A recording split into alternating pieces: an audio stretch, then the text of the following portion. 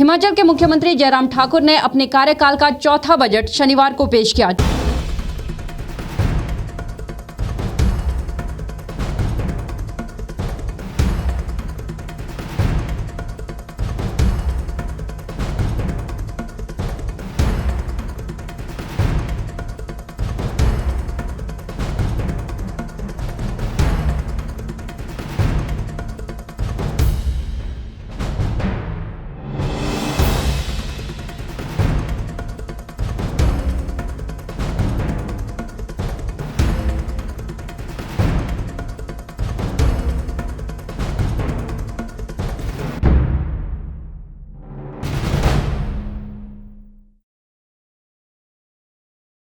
वित्तीय वर्ष 2021-2022 के लिए बजट अनुमान। अब माननीय मुख्यमंत्री वर्ष 2021-2022 के बजट अनुमानों वार्षिक वित्तीय विवरण को सदन में प्रस्तुत करेंगे। माननीय मुख्यमंत्री महोदय। 1463 करोड़ के अनुमानित घाटे के साथ इस बार 50,192 करोड़ का बजट पेश किया गया है। बजट में कृषि, बागवानी और स्वास्थ्य समेत शिक्षा क्षेत्र का बजट बढ़ाने की बात कही गई है, तो वहीं अलग अलग विभागों में कर्मियों का मानदेय बढ़ाने की घोषणा भी बजट में की गई। इसके अलावा खिलौना क्लस्टर, स्वर्ण जयंती नारी संबल योजना और स्वर्ण जयंती समृद्ध बागवान योजना समेत कई नई घोषणाएं भी इस बजट में की गई है। वहीं वर्ष 2021-22 में विभिन्न विभागों में करीब 30,000 पदों को भरने की घोषणा बजट में मुख्यमंत्री ने की है।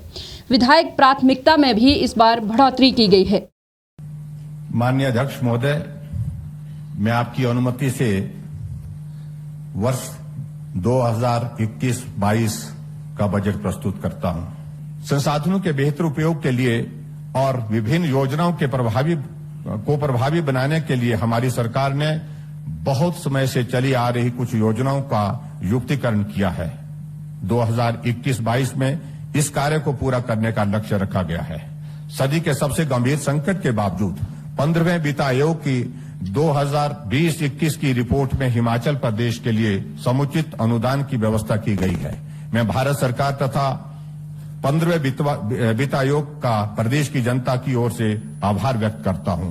केंद्र सरकार ने हिमाचल प्रदेश को 2 किस्तों में 450 करोड़ रुपए का ब्याज रहित ऋण प्रदान किया है। इस ऋण का भुगतान 50 वर्षों के बाद किया जाएगा। यह एक अत्यंत महत्वपूर्ण वित्तीय सहायता है, जिसके लिए हम केंद्र सरकार का धन्यवाद करते हैं। मुख्यमंत्री जयराम ठाकुर ने बजट में लगभग हर क्षेत्र के लिए कुछ प्रावधान किए। इसमें मानदेय लेने वाले विभिन्न स्तर के कर्मचारियों के मानदेय में 300 से 500 तक की बढ़ोतरी की घोषणा की गई, तो वहीं उनको भरने और नए पद सृजन की भी बात की गई है। औद्योगिक कौशल विकास भत्ता योजना 2018 के अंतर्गत प्रदेश के युवा अब अपना पंजीकरण ऑनलाइन करवा सकेंगे। इन अभ्यर्थियों के लिए काउंसलिंग प्रोग्राम भी शुरू किया जाएगा। मेरी सरकार इन भत्तों पर 100 करोड़ रुपए खर्च करेगी। रोजगार मेलों व कैंपस साक्षात्कारों के माध्यम से 7,000 लोगों को निजी उद्योगों में नियुक्तियां दिलवाई जाएंगी। अध्यक्ष महोदय, मेरी सरकार इस योजना के तहत बेरोजगार युवकों एवं युवतियों को सभी चिन्हित मार्गों पर रियायती कर दरों पर परमिट देने का प्रावधान करेगी।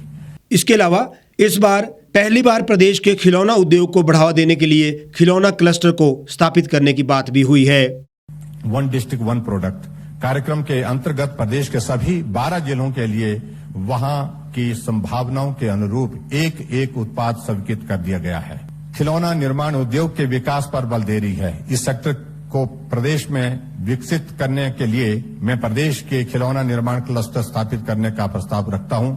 उद्योग विभाग तथा राज्य हथकरघा व हस्तशिल्प निगम के सहयोग से 2 क्लस्टर 2021-22 में स्थापित किए जाएंगे। कांगड़ा स्थित भारतीय फैशन तकनीक संस्थान की विशेषज्ञ सेवाएं भी इसके लिए ली जाएंगी। अध्यक्ष महोदय, खेल के बुनियादी ढांचे के विकास के लिए मुख्यमंत्री युवा खेल प्रोत्साहन योजना इस वर्ष भी जारी रहेगी और इस पर 10 करोड़ 22 लाख रुपए खर्च किए जाएंगे। शिक्षा क्षेत्र के लिए 2021-2022 में 8,024 करोड़ रुपए का प्रावधान किया गया है। शिक्षा के क्षेत्र में कई बड़े सुधार करने की बात कही गई है, जिसमें ऑनलाइन और ऑफलाइन शिक्षा को बढ़ावा दिया जाएगा। इसके अलावा एसएमसी शिक्षकों के प्रतिमाह मानदेय को 500 रुपए बढ़ाने की घोषणा भी की गई है। आउटसोर्स आईटी शिक्षकों का प्रतिमाह मानदेय भी 500 रुपए बढ़ाने की घोषणा हुई। मिड डे मील कर्मियों और वाटर कैरियर का प्रतिमाह मानदेय 300 रुपए बढ़ाने की घोषणा हुई।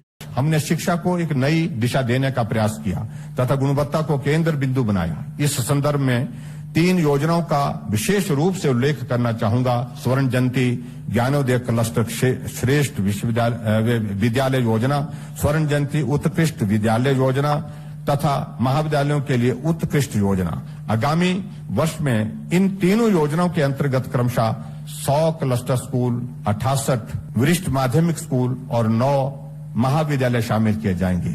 इन स्कूलों में आवश्यक आधुनिक सुविधाओं तथा अध्यापकों की उपलब्धता सुनिश्चित की जाएगी। मैं 2021-22 में इन तीनों योजनाओं के लिए 63 करोड़ रुपए का बजट प्रावधान प्रस्तावित करता हूं। तीसरी, 5वीं, 8वीं कक्षाओं के लिए परीक्षा अनिवार्य कर दी जाएगी। स्पोकन इंग्लिश कोर्स शुरू किए जाएंगे। शतरंज के खेल को बच्चों में प्रोत्साहित किया जाएगा। खेलों में भाग लेने वाले खिलाड़ियों की डाइट मनी दुगनी करने की भी घोषणा हुई है। अध्यक्ष महोदय, हिमाचल प्रदेश राष्ट्रीय शिक्षा नीति 2020 का स्वागत करती है।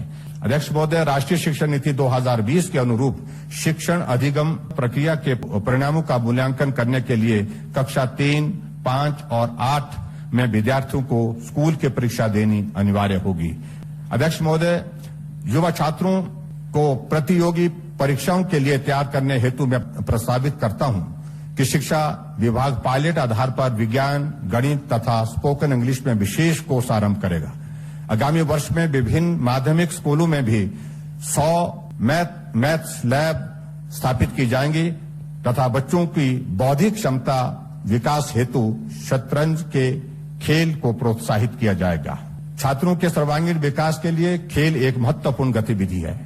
राज्य में ब्लॉक, जिला और राज्य स्तर पर स्कूलों की विभिन्न प्रतियोगिताएं आयोजित की जाती हैं। मैं विभिन्न टूर्नामेंट के प्रतिभागियों के लिए डाइट मनी की दर को दुगना करने की घोषणा करता हूं। बात अगर स्वास्थ्य क्षेत्र की जाए तो कोरोना के चलते स्वास्थ्य व्यवस्थाओं को और अधिक दुरुस्त करने के लिए इस बार स्वास्थ्य बजट में भी बढ़ोतरी की घोषणा की गई है। इस बार स्वास्थ्य विभाग को पिछले वर्ष के मुकाबले 314 करोड़ रुपए अधिक मिलेंगे।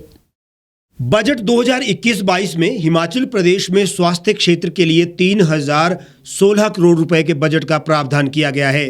इसमें बीते वर्ष के मुकाबले 314 करोड़ रुपए की बढ़ोतरी की गई है। सीएम ने कहा कि विश्वव्यापी कोरोना महामारी की वजह से चुनौतियां अभूतपूर्व थी।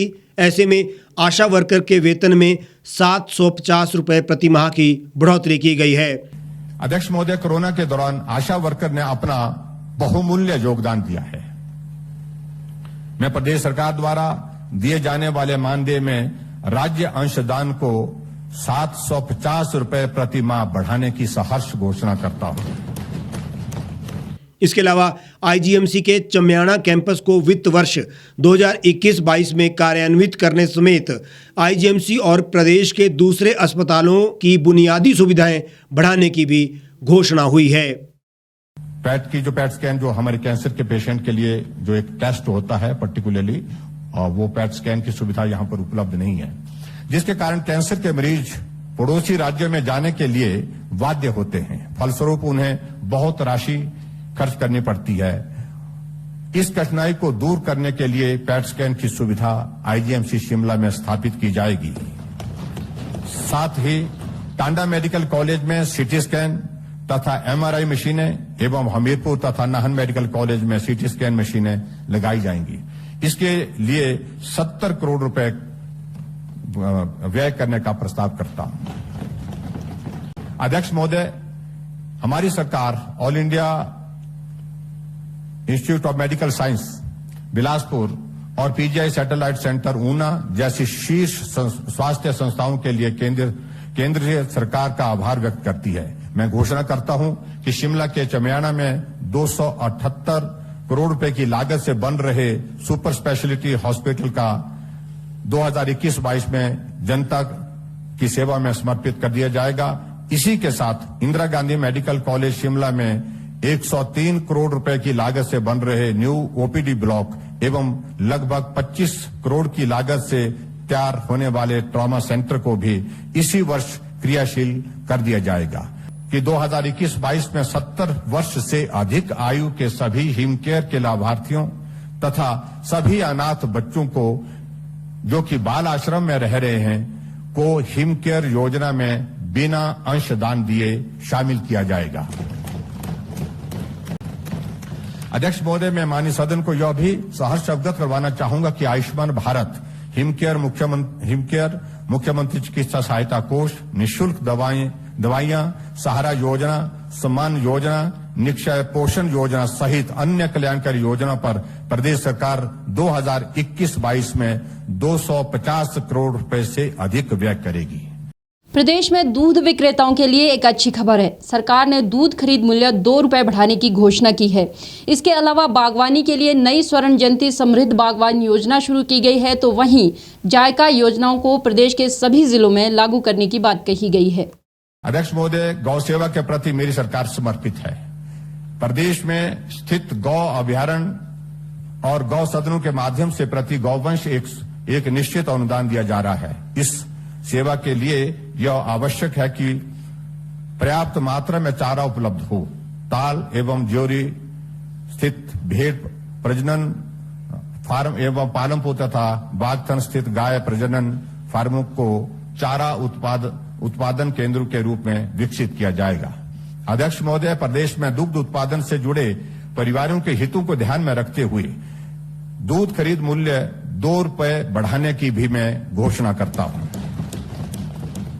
हिमाचल प्रदेश में दूध खरीद मूल्य 2 रुपए बढ़ाने की घोषणा की गई है, यानी दूध 2 रुपए महंगा मिलेगा। कृषि और बागवानी के लिए भी कई नए प्रावधान बजट में किए गए हैं। बागवानों के लिए 5 लाख पौधों का आयात किया जाएगा। बागवानों को उपदान देने के लिए नई स्वर्ण जयंती समृद्ध बागवान योजना शुरू की जाएगी। हेलनेट के लिए बागवानों को उपदान दिया जाएगा। इसके लिए 60 करोड़ रुपए व्यय होंगे। राज्य मधुमक्खी बोर्ड के गठन की घोषणा भी हुई है।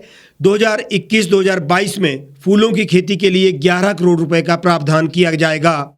बागवानों के लिए 543 करोड़ रुपए का प्रावधान होगा। कोरोना के बावजूद प्रदेश के मेहनतकश किसानों ने अर्थव्यवस्था को बल दिया है। अध्यक्ष महोदय, यहां मैं कहना चाहूंगा, किसान का बेटा हूं, खेती करना मेरा कर्म है, अपने साथ दूसरों का पेट भरना यह हमारा धर्म है। कृषि उत्पाद संरक्षण एंटी हेलनेट योजना के अंतर्गत 2021-22 में भी किसानों और बागवानों को हेलनेट के लिए उपदान प्रदान किया जाएगा। यह योजना अत्यंत लोकप्रिय है। उल्लेखनीय है कि 2017-18 में एंटी हेलनेट पर उपदान के लिए मात्र 2.27 करोड़ रुपए का प्रावधान था। पिछले 3 वर्षों में हमारी सरकार द्वारा इस योजना के दायरे को बढ़ाया गया। आगामी वर्ष के दौरान इसके लिए 60 करोड़ रुपए व्यय किए जाएंगे, जो 2020-21 से 10 करोड़ अधिक हैं। प्रदेश में मधुमक्खी पालन गतिविधियों को मजबूत करने के लिए एवं मधुमक्खी पालकों को उनके उत्पाद का उचित मूल्य दिलवाने के उद्देश्य से मैं राज्य मधुमक्खी बोर्ड के गठन की भी घोषणा करता हूं। लगभग 1000 करोड़ की विश्व बैंक पोषित बागवानी विकास परियोजना के अंतर्गत 2021-22 में प्रदेश में अन्य गतिविधियों के अतिरिक्त 5 लाख पौधों का आयात किया जाएगा। 200 जल उपभोक्ता संगठनों के माध्यम से 8000 हेक्टेयर पर कमांड एरिया डेवलपमेंट के लिए सिंचाई संबंधित कार्य किए जाएंगे। 2021-22 में मिल्क फेड को 28 करोड़ अनुदान दिया जाएगा। जायका परियोजना को प्रदेश के सभी जिलों में चलाया जाएगा। प्राकृतिक कृषि से 50,000 नए किसान जोड़े जाएंगे। प्रदेश के 2 विश्वविद्यालय के लिए 5 करोड़ का अनुसंधान कोष स्थापित होगा। सिंचाई के तहत 4000 हेक्टेयर क्षेत्र लाया जाएगा। वर्तमान में प्रदेश की कृषि मंडियों में फूलों का व्यापार करने में किसानों को कठिनाइयों का सामना करना पड़ता है। क्योंकि संबंधित एक्ट में इसके लिए अभी उचित प्रावधान नहीं है। मैं घोषणा करता हूं कि फूलों के व्यापार को HP agriculture, horticulture produce market development and regulation act 2005 के शेड्यूल में शामिल किया जाएगा। अध्यक्ष महोदय, सृजित सिंचाई क्षमता का उपयुक्त प्रयोग सुनिश्चित करने के लिए सरकार ने हिमकैट योजना प्रारंभ की है। इस योजना में 15,242 हेक्टेयर क्षेत्र को कमांड एरिया डेवलपमेंट के अंतर्गत लाया जा चुका है। 2021-22 में इस योजना पर 83 करोड़ रुपए व्यय किए जाएंगे, जो पिछले वर्ष की तुलना में दुगना है। इन परिव्ययों की सहायता से 4,000 हेक्टेयर क्षेत्र को सिंचाई सुविधा उपलब्ध करवाई जाएगी। प्रदेश के 5 जिलों में जापान की सहायता से चलाई जा रही जायका परियोजना के अंतर्गत के पहले चरण में सफलता को देखते हुए इसके दूसरे चरण को सभी 12 जिलों में चलाया जाएगा। 1,055 करोड़ रुपए की इस परियोजना को 2021-22 से शुरू किया जाएगा, जिसके लिए सभी औपचारिकताएं पूर्ण की जा रही हैं। विविधीकरण एवं वैल्यू एडिशन के माध्यम से किसानों की आय में वृद्धि के उद्देश्य से 2021-22 के दौरान इस परियोजना के कार्यान्वयन हेतु प्रारंभिक गतिविधियां की जाएंगी, जिनमें मुख्यतः लगभग 60 डीपीआर बनाना, कृषक विकास समूह से जुड़े किसानों को प्रशिक्षण, प्रदेश की मंडियों का आधुनिकीकरण इत्यादि शामिल है। विधायक प्राथमिकता राशि को 120 करोड़ से 135 करोड़ कर दिया गया है। विधायक अब महिला मंडलों, युवक मंडलों और स्वयं सहायता समूहों को विधायक निधि से 50,000 रुपए की अनुशंसा कर सकेंगे। तो वहीं कोरोना काल में वेतन में जो कटौती की गई थी उसे बहाल कर दिया गया है। डिस्क्रिशनरी ग्रांट को भी 1.75 करोड़ रुपए से बढ़ाकर 1.80 करोड़ रुपए कर दिया गया है। नाबार्ड को आरआईडीएफ के माध्यम से पोषित होने वाली विधायक प्राथमिकता की वर्तमान सीमा को 120 करोड़ से बढ़ाकर 135 करोड़ रुपए किया जाएगा। अध्यक्ष महोदय, विधायक क्षेत्र विकास निधि के अंतर्गत विकट वित्तीय परिस्थितियों के दृष्टिगत जारी की जाने वाली राशि को अप्रैल 2020 में सस्पेंड कर दिया गया था। तदोपरांत जनहित को देखते हुए इसे आंशिक रूप से बहाल किया गया तथा 50 लाख रुपए की निधि जारी की गई थी। 2021-22 में इस निधि को पूर्ण रूप से बहाल कर दिया जाएगा तथा में से वर्तमान में 1 करोड़ 75 लाख से बढ़ाकर 1 करोड़ 80 लाख रुपए की घोषणा करता हूं। इसके साथ ही माननीय विधायक महिला मंडलों तथा युवक मंडलों के साथ साथ स्वयं सहायता समूह के लिए भी इस निधि में से अधिकतम 50,000 रुपए तक की अनुशंसा कर सकेंगे। इसके लिए आवश्यक दिशा निर्देश जारी किए जाएंगे। इसके साथ ही क्लास 1 और क्लास 2 कर्मचारियों को अपनी संपत्ति का ब्यौरा सरकार को देना होगा। हिमाचल प्रदेश में साल 2021-2022 के लिए सभी क्लास 1 कर्मचारियों को अपनी संपत्ति और आय का ब्यौरा सरकार को देना अनिवार्य होगा। सरकारी अधिकारियों की संपत्ति से जुड़ी सूचना में पारदर्शिता लाने के लिए 2021-22 से सभी क्लास 1 एवं क्लास 2 अधिकारियों को अपनी संपत्ति का ब्यौरा वार्षिक आधार पर अनिवार्य रूप से ऑनलाइन भरना होगा। बजट पेश होने के बाद इधर विपक्ष ने इस बजट को झूठ और बातों का पुलिंदा बताते हुए कहा कि ये बजट प्रदेशवासियों के लिए सिर्फ निराशा लेकर ही आया है। You have to change your strategy. आपको रणनीति बदलनी है और रणनीति बदलनी है जो मेजॉरिटी जनता हिमाचल प्रदेश की है, उसकी आय को कैसे बढ़ाओगे आप? That is the main question. आपने कुछ नहीं बोला कि किसान की आय कैसे बढ़ाएंगे, आपने कुछ नहीं बोला कि बागवान की आय कैसे बढ़ाएंगे। That is the majority section in Himachal Pradesh. आप उसके बारे में वो गोल मोल बात को कर वो बजट आपने पेश कर दिया है और तालियां आपको डट के पड़ गई है। हाँ, मैं भी आपको ताली देना चाहता हूं जो वो शेरो शायरी की है। Very good. 100 में से 100, मैं तो अब 100 से भी ज़्यादा नंबर दूंगा उस बात के लिए। जहां युवा बेरोजगार है वहाँ सरकार की तरफ से इस बजट में भांग की खेती को बढ़ावा देने के लिए जो कहा गया है उस संदर्भ में भी सरकार को सोचने की जरूरत है। प्रदेश पहले ही नशे की आड़ में जकड़ा हुआ है और बैकडोर एंट्री के द्वारा जो नौकरियां भरने की ये लोग कोशिश कर रहे हैं। मैं ये पूछना चाहता हूं कि मोदी जी तो कहते थे कि सब इंटरव्यू डॉक्यूमेंट बेस्ड होंगे और बजट भाषण में ये दिखा दिया गया कि जो मल्टी वर्कर्स भरे जाएंगे 5,000 के करीब पीडब्ल्यूडी में, 4,000 के करीब इसमें आईपीएच डिपार्टमेंट में, जल शक्ति विभाग में, तो ये बैकडोर एंट्री की शुरुआत है।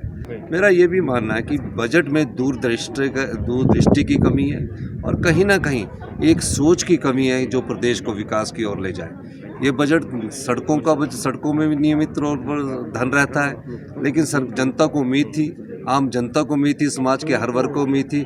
इस बजट ने समाज के सभी वर्गों को निरस किया। और मुख्यमंत्री का कहना है कि स्वास्थ्य और शिक्षा के क्षेत्र में फोकस किया गया है, साथ ही जो गरीब तबका है उस पर फोकस किया गया है, महिलाओं को भी उस सूची में डाला गया है। देखिए, जहाँ तक गरीब तबके की बात है तो मैं माननीय मुख्यमंत्री जी से ये पूछना चाहता हूँ कि हिमाचल प्रदेश की 70 लाख जनता में युवाओं को रोजगार देने के लिए इस बजट में कोई योजना क्यों नहीं लाई गई, पहली बात। दूसरी बात, जो स्वास्थ्य सेवाएं हैं उसमें अभी हम 20 साल पुरानी सिटी स्कैन को चेंज करने के लिए और पैट स्कैन जो कैंसर के बारे में बताती है, सिर्फ एक हॉस्पिटल में पैट स्कैन लगाने की बात की गई है। ये इसकी कमी इस बजट में देखी गई है। मुख्यमंत्री जी शब्दवान से तो अपना बजट को सही ठहरा सकते हैं, लेकिन शिक्षा के क्षेत्र में तो हिमाचल प्रदेश केरल के बाद पूरे भारतवर्ष में दूसरे नंबर पर है। तो ये चीज़ें तो हिमाचल प्रदेश में पहले से ही मजबूत पड़ी हुई है, लेकिन स्वास्थ्य के क्षेत्र में जो बहुत कुछ करने की ज़रूरत है। पर्यटन की दृष्टि से आर्थिक सर्वेक्षण में बताया गया कि 81% पर्यटक कम आए। कोई योजना नहीं लग रही है कि अगर पिछले सालों में 3 करोड़ पर्यटक आए तो अगले साल 4 करोड़ पर्यटन लाने के लिए किस योजना का विस्तार किया जाएगा, लोगों को रोजगार देने के लिए किस योजना का विस्तार किया जाएगा। कर्मचारी वर्ग बड़ा मायूस हुआ, उसे सिर्फ एक लाइन से ही संतुष्ट करना पड़ा। ओल्ड पेंशन स्कीम की जो कर्मचारी मांग कर रहे थे उस संदर्भ में कोई बात नहीं की गई है। के बाद इस बजट पर मुख्यमंत्री ने पत्रकारों को संबोधित करते हुए बताया कि हमने इस बजट में हर वर्ग का ख्याल रखा है और सभी को कुछ न कुछ राहत प्रदान की है। देखो, सबसे बड़ी बात तो एक तो ये डेवलपमेंट ओरिएंटेड ये बजट हमने प्रस्तुत किया है। आपदा होने के बावजूद भी, इकोनॉमी प्रभावित होने के बावजूद भी हमने हिमाचल प्रदेश में इंफ्रास्ट्रक्चर पर भी फोकस होकर के काम करके डेवलपमेंट के उसको बढ़ाने के लिए प्रयत्न किया है। और दूसरा, रोजगार के साधन ज़्यादा से ज़्यादा नौजवानों को उपलब्ध कराएं, उस दृष्टि से हमने 30,000 जो नौकरियों का जिक्र किया है वो भी एक बड़ा पोर्शन इस बजट का है, इम्पोर्टेंट पार्ट है। उसी प्रकार से आगे बढ़ करके जो हमारा सामाजिक सुरक्षा का जो दायरा था उसको हमने पहले भी बेहतर ढंग से किया है और अभी हमने उसमें और एडिशन कुछ की है। उसमें एक तो ये एडिशन की है कि जो महिलाएं हैं, जो हमारी 50% आबादी का हिस्सा है, उनको फोकस करते हुए 65 साल से 69 एज की उम्र तक के जितनी भी महिला हैं आय सीमा में छूट देते हुए उनको 1,000 रुपीज़ की पेंशन पर मंथ की उसमें हमने तय की। एक वो साइजेबल नंबर आएगा, बहुत बड़ा नंबर होगा। दूसरा, हमने ऐसी बेटियां हमारी जो शादी करने के बाद दूसरे घर में जाती हैं, OBC category and scheduled tribe and scheduled caste, तीनों कैटेगरी की जो बीपीएल परिवार है, उन बेटियों को शगुन की एक नई योजना, शगुन नाम से हम नई योजना शुरुआत की, जिसमें 31,000 रुपये उनके अकाउंट पे हम देंगे, उनको मदद करेंगे। वो भी एक अच्छी एक शुरुआत है उस सामाजिक सेक्टर की, सोशल सेक्टर की दृष्टि से अगर मैं कहूँ तो। और उसी प्रकार से फोकस करके जो हमने 3-4 इनिशिएटिव्स और लिए हैं कि जो टूरिज़्म के जो हमारे प्रोजेक्ट्स चल रहे हैं वो कंप्लीशन स्टेज पर हैं, इस बार उनको कंप्लीट करके जो है वो समर्पित करेंगे। टूरिज़्म के लिए नई संभावनाएं, जो हमारा अटल टनल रोहतांग है, जिसके माध्यम से बड़ा सेक्टर टूरिज़्म का हमारा अट्रैक्ट होगा, बड़ा सेक्शन जो है वो अट्रैक्ट होगा, उसमें और ज़्यादा बेहतर हम कैसे कर सकते हैं, उस दृष्टि से हमने अपनी बात कही है। आप घाटे का बजट आपने पेश कर दिया, दोनों घाटे हैं, आपका रेवेन्यू का भी है और आपका फिस्कल का भी है। ये समझ लीजिए आप 8,000 करोड़ का फिस्कल डेफिसिट है और 1500 के लगभग आपका रेवेन्यू का घाटा है। अब ये तो बहुत बढ़िया है, अगर सरकार ऐसी कह रही है कि घाटे के आधार भी वो सुविधा दे सकती है और लोगों से उसको रिकवर नहीं करेगी, तो हम तो दाद देंगे ऐसी सरकार को। ऐसी सरकारें बार बार आई, लेकिन this is not the reality. The reality क्या है? रियलिटी है कि जो इकोनॉमिक सर्वे 2021 है, इसमें तो सब माइनसेस में, सब, कोई पॉजिटिव में रहा ही नहीं है। आपकी GDP, state gross domestic product has fallen bye 14%, -6% पर क्या कहते हैं आपका जीडीपी चल रहा है। कृषि तबाह करके छोड़ दी है, सारी माइनसेस में कर दी है। मेजॉरिटी लोग अपना जीवन यापन बागवानी और क्या कहते हैं खेती से चलाते हैं। तबाह हो गया, पटरी से बाहर हो गई है रेलगाड़ी। इसी तरह से जो हर क्षेत्र में ओवरऑल डेवलपमेंट के लिए जो समाज के हमारे हर वर्ग है, चाहे मजदूर है, मजदूर की दिहाड़ी 220 रुपए थी जब हम सत्ता में आए, आज वो 300 रुपए तक पहुंच गई, 300 रुपए तक पहुंच गई। तो एक साइजेबल इंक्रीज जिसको हम कह सकते हैं कि भाई मजदूरों के लिए सबसे निम्न वर्ग का वही होता है जो अपनी दिहाड़ी कमा करके जो अपने परिवार का पालन पोषण करता है। और उसी तरह से आशा वर्कर के लिए, आंगनबाड़ी वर्कर के लिए, पंचायत चौकीदारों के लिए, हर एक वर्ग को हमने टच करने की कोशिश की है ताकि थोड़ी मदद जिस रूप में ऐसे संकट के इस बजट के माध्यम से भी की जा सकती है वो करने की कोशिश हुई है। मुझे बताएं, अगर सरकार ये कह रही है कि 750 रुपये हमने आशा वर्कर के बढ़ाए हैं, तो कौन सा बड़ा भारी महान कर दिया आपने? फील्ड में एक किस्म से सिर्फ आशा वर्कर थी, सुबह से शाम काम करती है और न्यूनतम वेतन भी नहीं आप उसको दे रहे हैं। 350 आपने उसका बढ़ा दिया, आंगनवाड़ी का बढ़ा दिया, कुछ आपने डेली वेज का बढ़ा दिया। मुद्रास्फीति कहाँ है आपकी? 5.6 पर मुद्रास्फीति है, वो तो आप न्यूट्रलाइज कर रहे हैं उसको, जो महंगाई है उसको न्यूट्रलाइज कर रहे हैं। तो आपने दिया कुछ नहीं, आपने लिया है।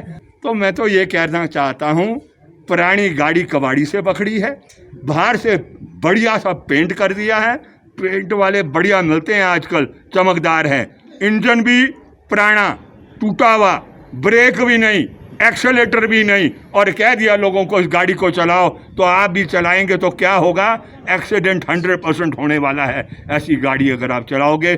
तो ये बजट के हाल है, यही मैं कहना चाहता हूँ। ये काल्पनिक बातें हैं सारी, असली बातें आपके इकोनॉमिक सर्वे में दी है। मुख्यमंत्री जयराम ठाकुर ने जिस तरह से आने वाले 2 सालों के भीतर कई नई योजनाएं चलाने की बात की, मानदेय बढ़ाने की बात की और 30,000 लोगों को रोजगार देने की बात बजट में की है, उससे साफ है कि कहीं ना कहीं इस बजट के जरिए वर्ष 2022 में होने वाले विधानसभा चुनावों के लिए जमीन तैयार करने की कोशिश की गई है। खबरों में बने रहने के लिए सब्सक्राइब करें द रीव टाइम्स, लाइक और शेयर करना ना भूलें। एक छत के नीचे सुविधाओं का अब उठाएं लाभ। रीव ई मार्ट में अब पाएं अपनी रसोई के लिए गुणवत्ता और सस्ते दामों पर राशन सामग्री। दालें हो या हो मसाले, आपका किचन ई मार्ट संभाले। उच्च गुणवत्ता और दामों में बेहतरीन रीव ई मार्ट में पधारें और पाएं अपनी पसंद के सभी उत्पाद, या फिर करें ऑनलाइन ऑर्डर और पाएं घर द्वार पर ही सुविधा। आज ही संपर्क करें फोन नंबर 8219694079 पर, बाईपास रोड, शनान, संजौली, शिमला। गांव की चौपालों से लेकर संसद के गलियारों तक, गृहिणी के चूल्हे से लेकर निवेश और बाजारों तक, किसानों के हाल से लेकर खेत और खलिहानों तक, शिक्षा और स्वास्थ्य से लेकर खेल के मैदानों तक, संसद के प्रधान से लेकर पंचायत के पंच तक, सेंट्रल हॉल से लेकर ग्राम सभा के मंच तक, हर खबर पर रहेगी हमारी पैनी नजर।